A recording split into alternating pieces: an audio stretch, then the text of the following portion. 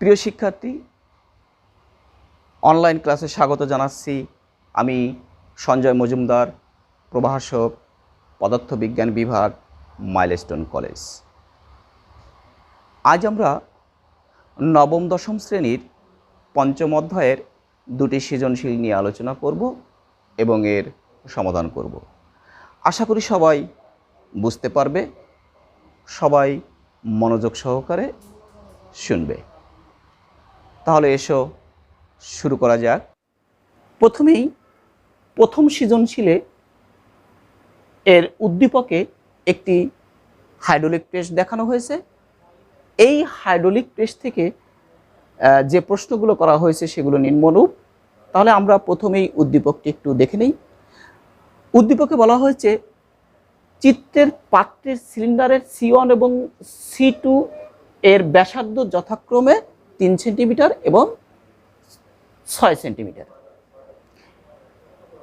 এটি হলো cylinder C1, এটি হলো সিলিন্ডার C2। এর ব্যাসার্ধ 3 সেন্টিমিটার এবং এই সিলিন্ডারের ব্যাসার্ধ 6 সেন্টিমিটার। যখন সিলিন্ডারে C1 এ 1000 নিউটন বল প্রয়োগ করা হয়, তখন 6 সেন্টিমিটার নেমে N অবস্থানে চলে আসে, অর্থাৎ M থেকে N এ নেমে আসে। এতে C2 এর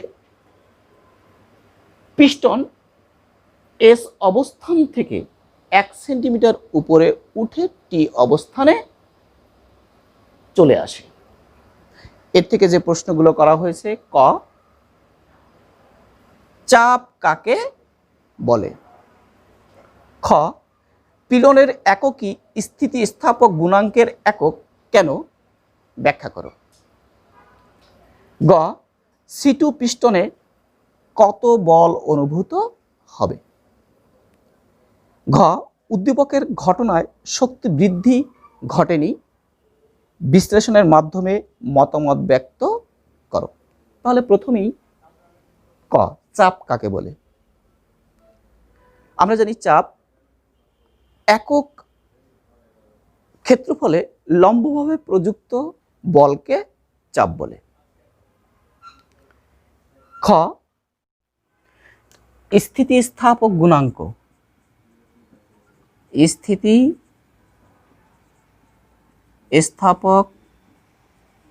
গুণাঙ্ক সমান সমান দৈর্ঘ্য পীড়ন ভাগ দৈর্ঘ্য বিকৃতি। দৈর্ঘ্য বিকৃতির কোনো একক নাই, কারণ সমান সমান রাশির অনুপাতের কোনো একক থাকে না। কেবলমাত্র দৈর্ঘ্য পীড়নের যে একক হবে, স্থিতিস্থাপকের গুণাঙ্কেরও সেই একক হবে। এবার দৈর্ঘ্য পীড়ন, আমরা পীড়ন থেকে জানি বল বাই ক্ষেত্রফল। তাহলে বলের একক হবে নিউটন আর ক্ষেত্রফলের একক হবে মিটার স্কোয়ার। সুতরাং আমরা বলতে পারি নিউটন মিটার ইনভার্স 2, অর্থাৎ দৈর্ঘ্য পীড়নের একক হবে নিউটন মিটার ইনভার্স 2। এটিই হবে স্থিতিস্থাপক গুণাঙ্কের একক। এবার গ অংশের সমাধান করব। গতে দেওয়া আছে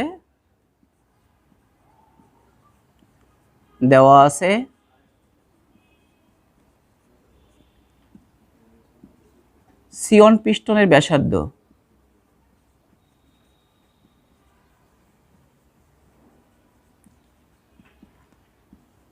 R1 সমান সমান 3 সেন্টিমিটার। যদি আমরা একে মিটার করি তাহলে 100 দিয়ে ভাগ দিতে হবে, আসবে 0.03 মিটার। C1 পিস্টনের বল F1 সমান সমান 1000 নিউটন।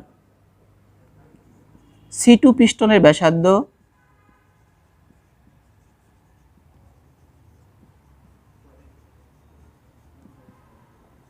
R2 = 6 centimetre. একেও যদি আমরা মিটার করি তাহলে 100 দিয়ে ভাগ দিতে হবে, আসে 0.06 মিটার। C2 পিস্টনে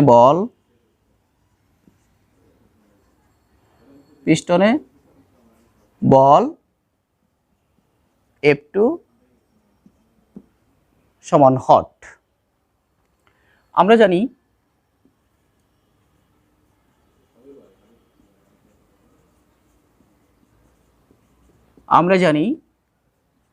F2 ভাগ F1 R2 স্কোয়ার ভাগ R1 স্কোয়ার। এখান থেকে F2 সমান R2 স্কোয়ার ভাগ RN স্কোয়ার ইন্টু F1। এবার যদি R2 এর মান বসাই, R2 অর্থাৎ 0.06 এর স্কোয়ার এবং R1 এর মান 0.03 তার স্কোয়ার এবং F1 এর মান 1000। যদি আমরা ক্যালকুলেশন করি তাহলে রেজাল্ট হবে 4000 নিউটন। তাহলে বড় পিস্টনে প্রাপ্ত বল হবে 4000 নিউটন। গয়ের অ্যান্সার হবে এটি। দেখেন, এবার ঘয়ের সমাধান করব। ঘতে প্রশ্নটি করা হয়েছে, উদ্দীপকের ঘটনায় শক্তি বৃদ্ধি ঘটেনি, বিশ্লেষণের মাধ্যমে মতামত ব্যক্ত করো। এখানে দেওয়া আছে C1 পিস্টনে বল F1 সমান 1000 নিউটন। C1 পিস্টনের সরণ x1 সমান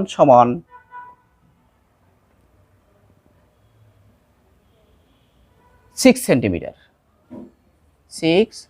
সেন্টিমিটার।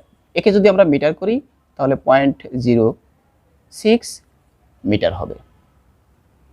এবার C2 পিস্টনে বল F2 সমান 4000 নিউটন, যা আমরা গ নম্বর থেকে পেয়েছি। C2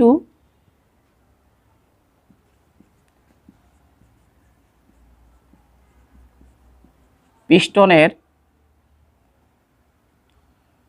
সরণ x2 সমান 1 সেন্টিমিটার। যদি আমরা একে মিটার করি তাহলে 100 দিয়ে ভাগ দিতে হবে এবং 0.01 মিটার হবে।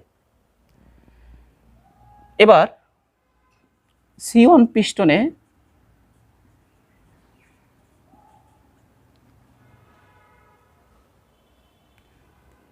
প্রযুক্ত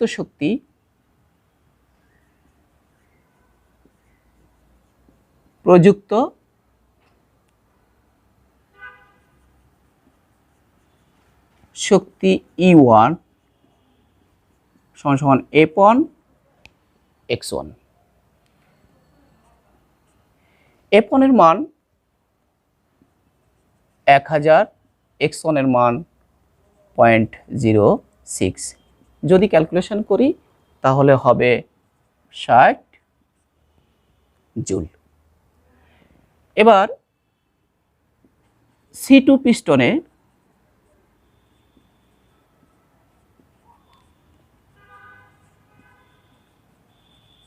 প্রাপ্ত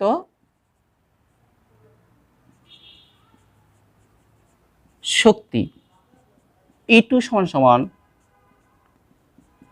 F2 x2। এখানে F2 এর মান দেওয়া আছে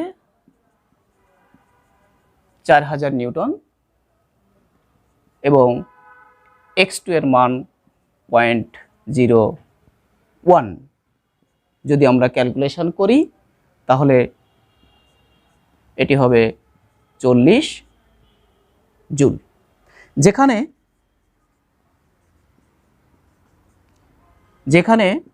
40 জুল লেস দ্যান 60 জুল। অতএব আমরা বলতে পারি যে উদ্দীপকের ঘটনায় শক্তি বৃদ্ধি ঘটেনি। কিন্তু আমরা জানি হাইড্রোলিক প্রেসে শক্তির কোনো পরিবর্তন ঘটে না যদি আদর্শ হাইড্রোলিক প্রেস হয়ে থাকে। কিন্তু এখানে এই উদ্দীপকের হাইড্রোলিক প্রেসে ঘর্ষণজনিত কারণে অথবা অন্য কোনো কারণে শক্তির অপচয় ঘটতে পারে। সেই অপচয়কৃত শক্তির পরিমাণ অপচয়কৃত শক্তি সমান সমান 60 জুল বিয়োগ 40 জুল 20 জুল। তাহলে আমরা বলতে পারি উদ্দীপকের ঘটনায় 20 জুল শক্তি অপচয় হয়েছে। প্রিয় শিক্ষার্থী, এবার আমরা দ্বিতীয় সৃজনশীল নিয়ে আলোচনা করব এবং তার সমাধান করব। আমরা একটু দেখে নিই দ্বিতীয় সৃজনশীলটি। দ্বিতীয় সৃজনশীলের উদ্দীপকে বলা হয়েছে একটি ইটের দৈর্ঘ্য প্রস্থ উচ্চতা যথাক্রমে 25 সেন্টিমিটার, 12 সেন্টিমিটার এবং 6 সেন্টিমিটার। ইটটির ভর 2.25 কেজি। পানির ঘনত্ব 1000 কেজি মিটার ইনভার্স 3। এখানে জি এর মান দিয়ে দেওয়া হয়েছে 9.8 মিটার পার সেকেন্ড স্কোয়ার। এ থেকে যে প্রশ্নগুলো করা হয়েছে, ক, হুকের সূত্রটি লিখো। হুকের সূত্রটি হলো স্থিতিস্থাপক সীমার মধ্যে পীড়ন বিকৃতির সমানুপাতিক। এবার এসো ক্ষতে প্রচণ্ড রোদে পুকুরের উপরের ও নিচের পানির ঘনত্বের তারতম্য ঘটে কেন? আমরা জানি রো ইকুয়াল টু m/v। যদি কখনো এই ভি এর মান বাড়ে তখন ঘনত্ব কমে যাবে এবং যদি ভি এর মান কমে যায় তখন রো এর মান বেড়ে যাবে। সাধারণত পুকুরের উপরের পানির তাপমাত্রা বেশি থাকে। যখনই উপরের পানির তাপমাত্রা বেশি থাকে তখন এই ভি এর মানটা বেড়ে যায়। যখন ভি এর মানটা বেড়ে যায় তখন উপরের পানির ঘনত্বটা কমে যায়। ঠিক অনুরূপভাবে পুকুরের নিচের স্তরের পানির তাপমাত্রা কম থাকে, ফলে ওর আয়তন কম থাকে। যে কারণে আয়তন যদি কম হয় তাহলে নিচের স্তরের পানির ঘনত্ব অপেক্ষাকৃত বেশি থাকে। এবার আমরা ঘয়ের সমাধান করব। ঘতে বলা হয়েছে ইটটি ভূপৃষ্ঠে সর্বোচ্চ কত চাপ প্রয়োগ করবে তা নির্ণয় করো। আমরা জানি যে ইটের সর্বনিম্ন ক্ষেত্রফলই সর্বোচ্চ চাপ প্রয়োগ করবে। এক্ষেত্রে একটি ইট দেখানো হয়েছে। এই ইটের সর্বনিম্ন ক্ষেত্রফল হবে প্রস্থ এবং উচ্চতা গুণ করলে যে ক্ষেত্রফল পাওয়া যায় সেই ক্ষেত্রফলই সর্বোচ্চ চাপ প্রয়োগ করবে। তাহলে এসো সমাধান শুরু করা যাক।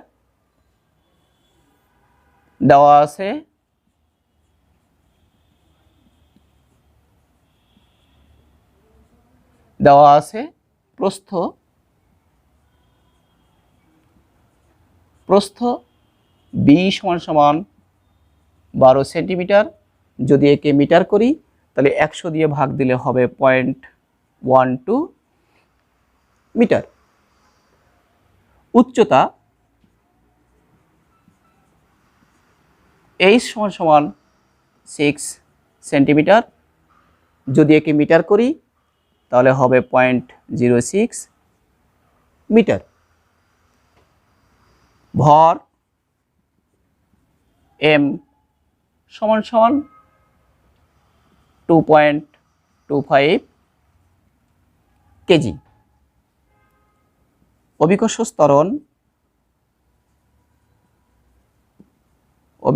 ত্বরণ জি সমান সমান 9.8 মিটার পার সেকেন্ড স্কোয়ার। চাপ পি সমান সমান হট। আমরা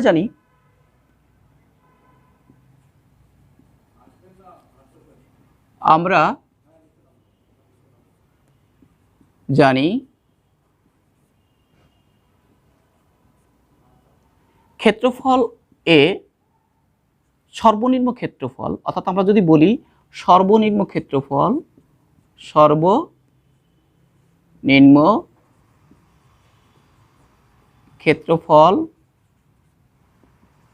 এ সমান সমান বি ইন্টু এইচ।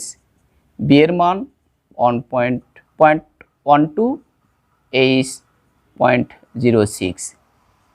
যদি এটাকে ক্যালকুলেশন করি তাহলে হবে 7.2 ইন্টু 10⁻³ মিটার স্কোয়ার। আবার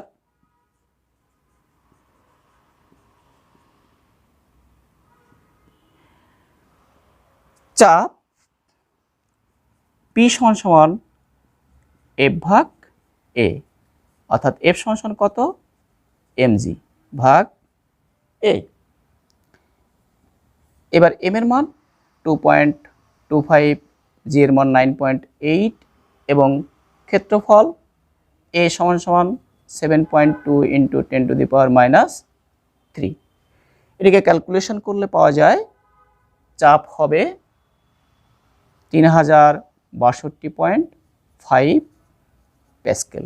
তাহলে ইটটি সর্বোচ্চ 3062.5 প্যাসকেল চাপ প্রয়োগ করবে। এবার আমরা ঘয়ের সমাধান শুরু করি। ঘতে প্রশ্নটি করা হয়েছে ইটটির সাথে সমায়তনের এবং 400 কেজি মিটার/3 ঘনত্বের একটি কাঠের টুকরা জোড়া লাগিয়ে পানিতে ছেড়ে দিলে এটি পানিতে ভাসবে না ডুবে যাবে তা গাণিতিকভাবে বিশ্লেষণ করো। তাহলে এসে শুরু করা যাক। ঘ,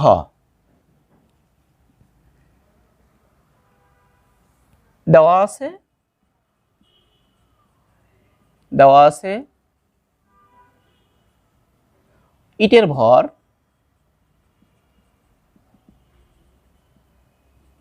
m1 সমান সমান 2.25 কেজি।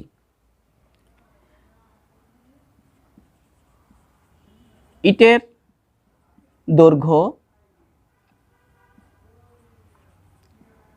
L সমান সমান 25 সেন্টিমিটার সমান সমান 0.25 মিটার। প্রস্থ B সমান সমান 12 সেন্টিমিটার, মিটার করলে 0.12 মিটার। উচ্চতা H সমান সমান 6 সেন্টিমিটার, মিটার করলে হবে 0.06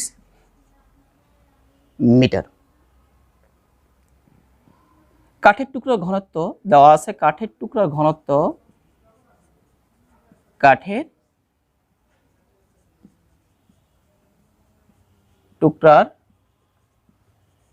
ঘনত্ব ρ1 সমান 400 কেজি মিটার/3। পানির ঘনত্ব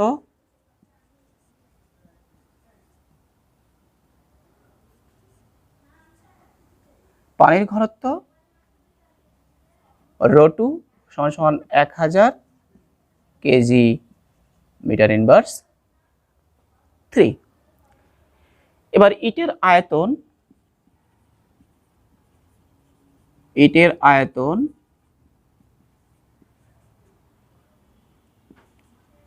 V1 সমান সমান দৈর্ঘ্য, প্রস্থ এবং উচ্চতা। দৈর্ঘ্য 0.25 গুণন প্রস্থ 0.12, উচ্চতা 0.06। এটি গুণ করলে আসে 1.8 ইন্টু 10⁻³ এত মিটার কিউব। যেহেতু বলে দেওয়া হয়েছে যে কাঠের টুকরার আয়তন এবং ইটের আয়তন সমান, সেহেতু আমরা বলতে পারি কাঠের টুকরার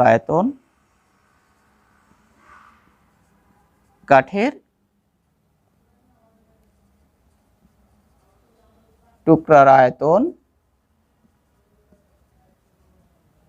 V2 সমান সমান V1। এখন কাঠের টুকরার ঘনত্ব,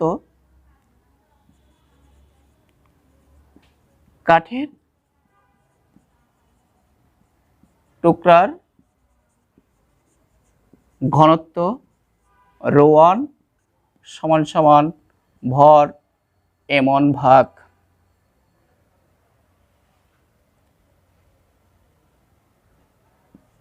V1। এখানে আমরা V1 কেন লিখেছি? V1 এই কাঠের টুকরা এবং ইটের আয়তন সমান, সেজন্যই আমরা এখানে V1 লিখেছি। অতএব m1 সমান সমান ρ1 V1। ρn এর মান 400 এবং V1 এর মান 1.8 ইন্টু 10⁻³ টিকে ক্যালকুলেশন করলে আসে 7.2 কেজি। এবার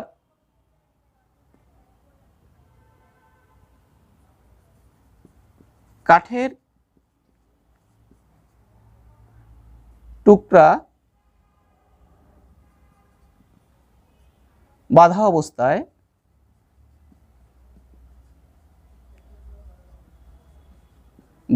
অবস্থায় গড় ঘনত্ব রো সমান সমান m1 প্লাস m2 এবং v1 প্লাস v2। যেহেতু v1 এবং v2 সমান, সেহেতু 2v1। m1 এর মান দেওয়া আছে 2.25 এবং m2 এর মান আমরা বের করেছি 0.72। এটাকে যদি ক্যালকুলেশন করি তাহলে 2.25 প্লাস 0.72, 2 ইন্টু 1.8 ইন্টু 10⁻³ যদি এটাকে ক্যালকুলেশন করা হয় তাহলে ঘনত্ব হবে 825 কেজি মিটার ইনভার্স 3, যেখানে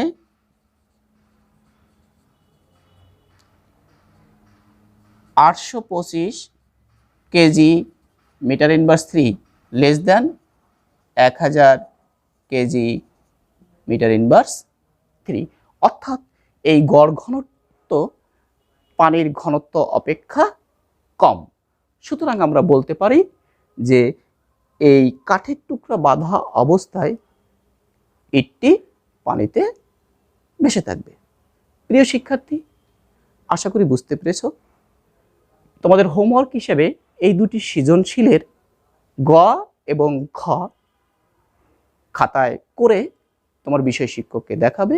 এরপরেও যদি কোনো সমস্যা থাকে তুমি তোমার বিষয় শিক্ষকের সাথে কথা বলে নিবে। আজ এই পর্যন্তই। সবাই ভালো থাকো, সুস্থ থাকো। সবাইকে ধন্যবাদ।